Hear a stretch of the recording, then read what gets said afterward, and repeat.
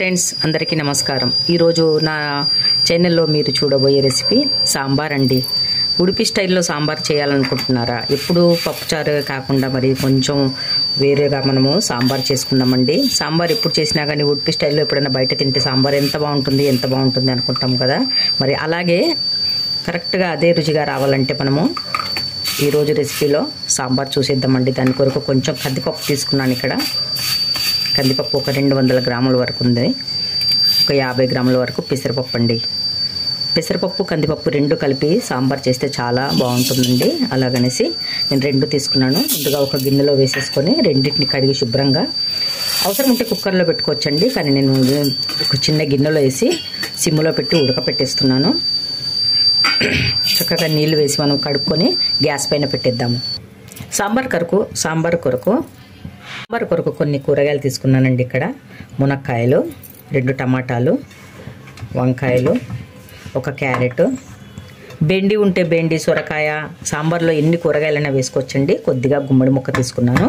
కరివేపాకు మాత్రం మనకు ఫ్రెష్గా ఉండాలండి. ముదిరిన కరివేపాకు ఉండాలి. ఇలా చూడండి, డార్క్ గ్రీన్గా ఉంటుంది చూడండి, అలాంటి కరివేపాకు మనకు కావాలి. కరివేపాకు పక్కన పెట్టేది.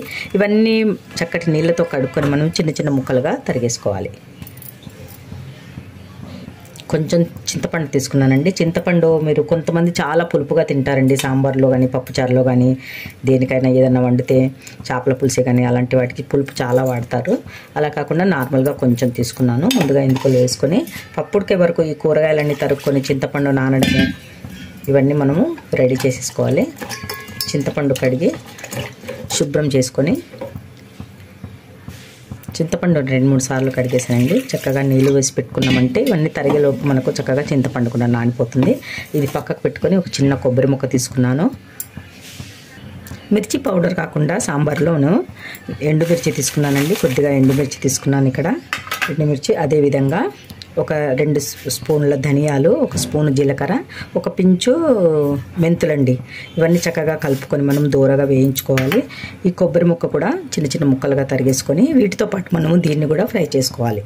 గింజి కడాయి పెట్టాను. అందులో కొద్దిగా ఆయిల్ వేసేసుకోవాలండి. కొంచెం 1 స్పూన్ వరకు అయితే సరిపోతుంది.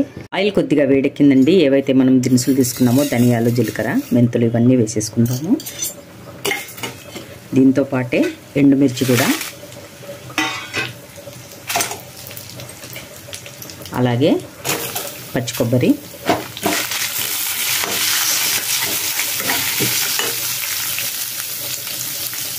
చక్కగా ఒక కరివేపాకు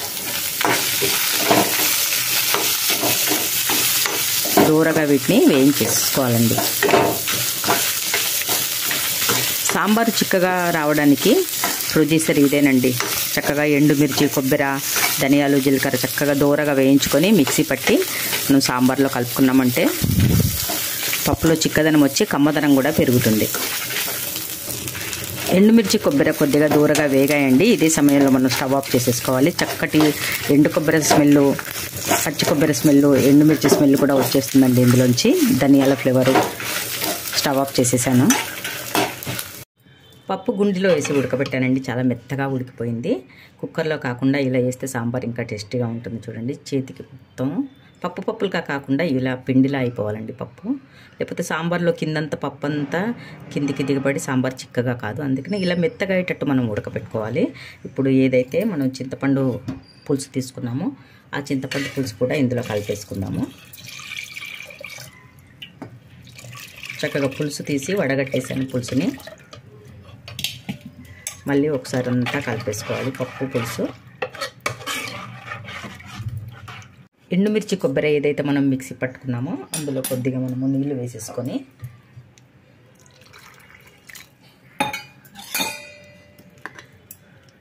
మిక్స్ అయ్యేలా కలుపుకోవాలండి. ఇది కూడా చక్కగా మనం ఇందులో కలిపేసుకుందాము. ఇంకా కొద్దిగా నీళ్ళు వేసేసుకుందాము.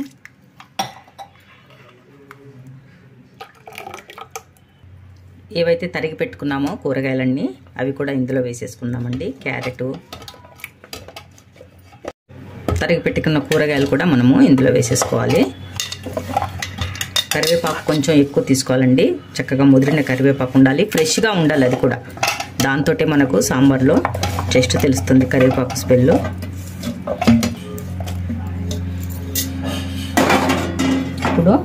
సన్నుప్పు కాకుండా మనము కల్లుప్పు, దొడ్డుప్పు తీసుకోవాలండి.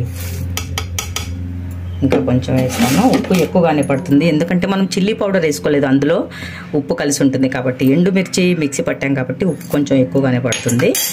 రుచి చూసుకొని మనం తర్వాత మళ్ళీ కలుపుకుంటే పర్వాలేదండి. చక్కగా అన్నీ కలిసిపోయాయి. సిమ్ములో ముందుగా హై ఫ్లేమ్లో పెట్టుకొని వేడయ్యే వరకు ఉంచుకొని మళ్ళీ సిమ్ములో పెట్టుకొని ఇవన్నీ మరిగే వరకు చక్కగా మనము వీటన్నిటిని మరిగించుకోవాలి. టమాటాలు కూడా ఉన్నాయండి ఇక్కడ. టమాటాలు, పచ్చిమిర్చి కూడా మనం వేసేసుకుందాము. టమాటాలు మర్చిపోయాను. మళ్ళీ ఒకసారి కలిపేసుకుందాం సాంబారు. అసలు మరగక ముందే చిక్కదనం ఏర్పడిందండి. ఇంకా మరుగుతే చాలా చిక్కబడిపోతుంది ఇది. తర్వాత కొద్దిగా చూసుకొని కొంచెం మరిగాక మనం నీళ్ళు కూడా ఇంకా కొంచెం పలచగా చేసుకోవచ్చు. ఇప్పుడైతే ఇలాగే మనం మరగనిచ్చేద్దాం దీన్ని. సాంబారు మరగడం కూడా స్టార్ట్ అయిపోయిందండి. చాలా మంచి స్మెల్ కూడా వస్తుంది. ఇంకా కానీ ఈ కూరగాయలన్నీ ఇంకా చక్కగా ఉడకాలండి. మునక్కాయలు, గుమ్మడికాయ, వంకాయలు, ఈ కాయగూరలన్నీ చక్కగా ఉడికిన తర్వాత మనం ఇందులో తాలింపు వేసేసుకుందాము. అప్పుడే చిక్కదనం అయిపోయిందండి పప్పుచారు. పప్పుచారు కాకుండా ఇలాగే అన్ని కూరగాయలు వేసి సాంబార్ చేసుకున్నారంటే ఇడ్లీ, దోశల్లోకి 2 రోజులు కూడా పాడవకుండా ఉంటుందండి ఈ సాంబారు. కూరగాయలన్నీ చక్కగా ఉడికి సాంబార్ చక్కగా రెడీ అయిపోయింది ఫ్రెండ్స్. మంచి సువాసన వస్తుంది ఇందులోంచి. ఇప్పుడు మనం ఇందులో పోపు వేసేసుకుందాము. దానికంటే ముందు ఒక చిన్న బెల్లం ముక్క వేసేసుకుందామండి. అది ఆప్షన్ అండి, మీ ఇష్టము. కానీ సాంబార్లో బెల్లం ముక్క మాత్రం నాకు చాలా ఇష్టం కాబట్టి నేను ఇక్కడ బెల్లం వేసేస్తున్నాను. మీ ఇష్టం ఉంటే వేసుకోవచ్చు, లేకపోతే లేదు. సాంబార్ రెడీ అయిపోయింది. పోపు వేసుకుందాం ఇందులో. ఇప్పుడు తాలింపు కొరకు ఆయిల్ వేడెక్కిందండి. ఇందులో కొద్దిగా పోపు దినుసులు, అలాగే ఎండుమిర్చి, కొద్దిగా కరివేపాకు, కొంచెం హింగు వేసుకోవాలండి. ఒక పించి మట్టుకు హింగు వేసేసాను.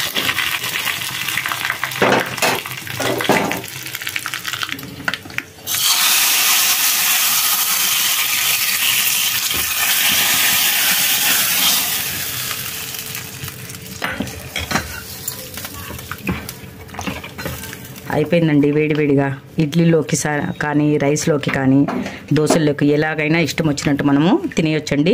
చల్లారిన కొద్దీ ఇది బాగా చిక్కపడిపోతుందండి. బాగా వేడిగా ఉంది కాబట్టి పలచగా ఉంది, ఇంకా చిక్కబడుతుంది. ఇది మంచిగా చల్లారిందంటే చాలా చక్కగా చిక్కబడిపోతుంది ఫ్రెండ్స్. వేడివేడిగా సాంబార్ అయితే రెడీ అయిపోయింది. మరి ఇడ్లీ కూడా అవసరం కదండి. ఇడ్లీలు కూడా ఇక్కడ ఉన్నాయి. నేను సాంబార్లో ఇడ్లీలో సాంబార్ వేసుకొని తింటున్నాను. పక్కకు కొంచెం కొబ్బరి పచ్చడి కూడా ఉంది.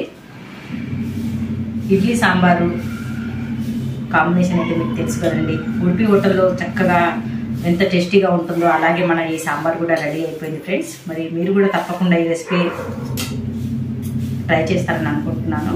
మరి ఈ రోజుతో ఈ రెసిపీ ఇంతేనండి. రైస్లో కానీ, ఇడ్లీ, దోశ చక్కగా చాలా బాగుంటుందండి ఇది.